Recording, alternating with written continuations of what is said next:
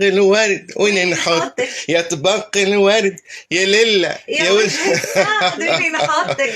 وشكون النوغي نتاعنا؟ هذا مشهور كان سي قاسم كيفي الله يرحمه. وي قاسم كافي الله يرحمه. تولد في صفاقس في 5 أوت 1945 وتوفى في 15 نوفمبر بتونس العاصمة 2018. هو مغني وملحن تونسي الجنسية، وهو من رموز الأغنية التونسية، وهو من أبرز الفنانين اللي ذاع صيته في أداء الفولكلور التونسي، كما ساهم في المحافظة على الموروث الغنائي والثقافي التونسي. طيلة 5 عقود غنى قاسم كافي ولحن، فأحبه الجمهور وتعلق ببحث صوته النادرة. واشتهر قاسم كافي بدفاعه المستميت على الأغنية التونسية. وشكون كان يظن في يوم من الأيام اللي ذلك الفتى القادم من صفاقس يصبح نجم الموسيقى الشعبية وفارسها الأول، ونلقاه سجله الوطني والوظيفي والشخصي مليء بالإنجازات الناجحة. فهو عاش يتيم الأب والأم، وتربى على يد الشيخ بوديا وتعلم منه الكثير والكثير وهو عمره 8 سنين. تشبع بالأغاني الصوفية، وقدم له الشيخ بوديا العديد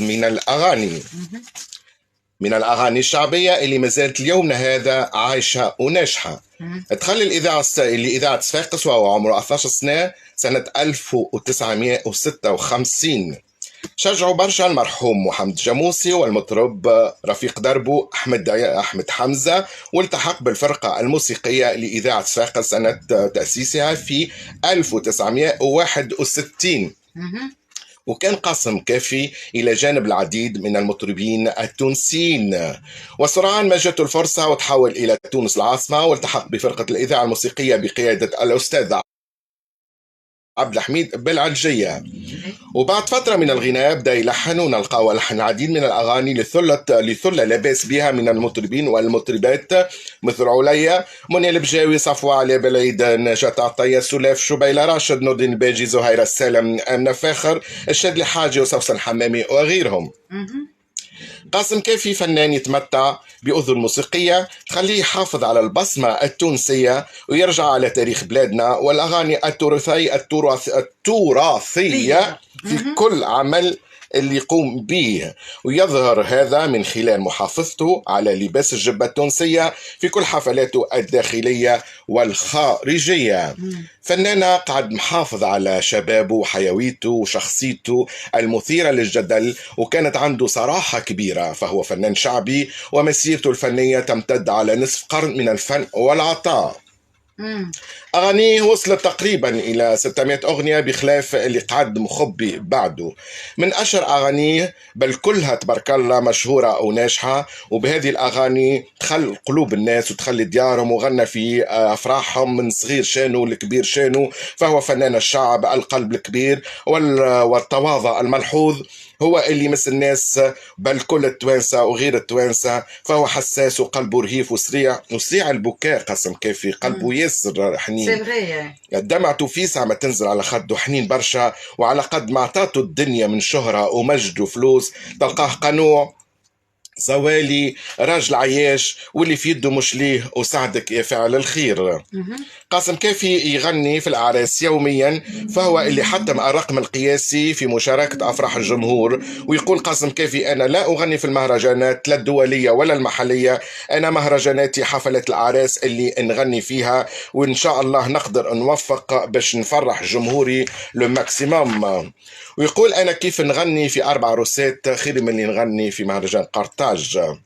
كما نلقاوه ما يغني في هالحفلات كان أغانيه اللي هي تبارك الله 600 أغنية، وأغلبها ناجحة مثل يا نانا، صالح يا صالح، كل يوم مريضة، السر والكمون، ميمتي، لليري يا ماما يا يما، عسلامة جيتي، الرصيف، ضايع في الطريق، وغيرها من الأغاني. سافر برشا وغنى في أنحاء العالم، وشهرته تعدت حدود الوطن، وذاع صيته في ليبيا والجزائر والمغرب وفرنسا وغيرها. تحصل على العديد من الجوائز والتكريمات، ومتحصل على وسام الاستحقاق الثقافي. قاسم كافي له عفوية وذكاء فطري وحضور استثنائي ما ننساوهمش. فبين الدموع والضحكات مرت سنين عمره، وبين الفرح والوجع والحزن مرت فصول حياته.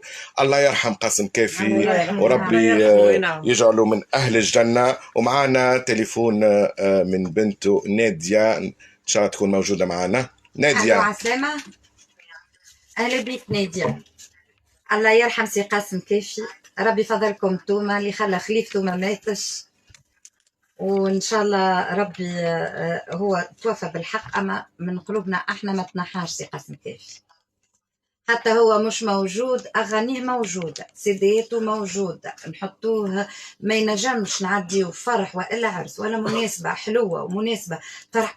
احنا اصلا في استوديو معناتها كي باش نجيو نقدموا برنامج امبوسيبل ما نقدمولوش اغنيه ولا اثنين نتاع سي قاسم كافي الله يرحمه.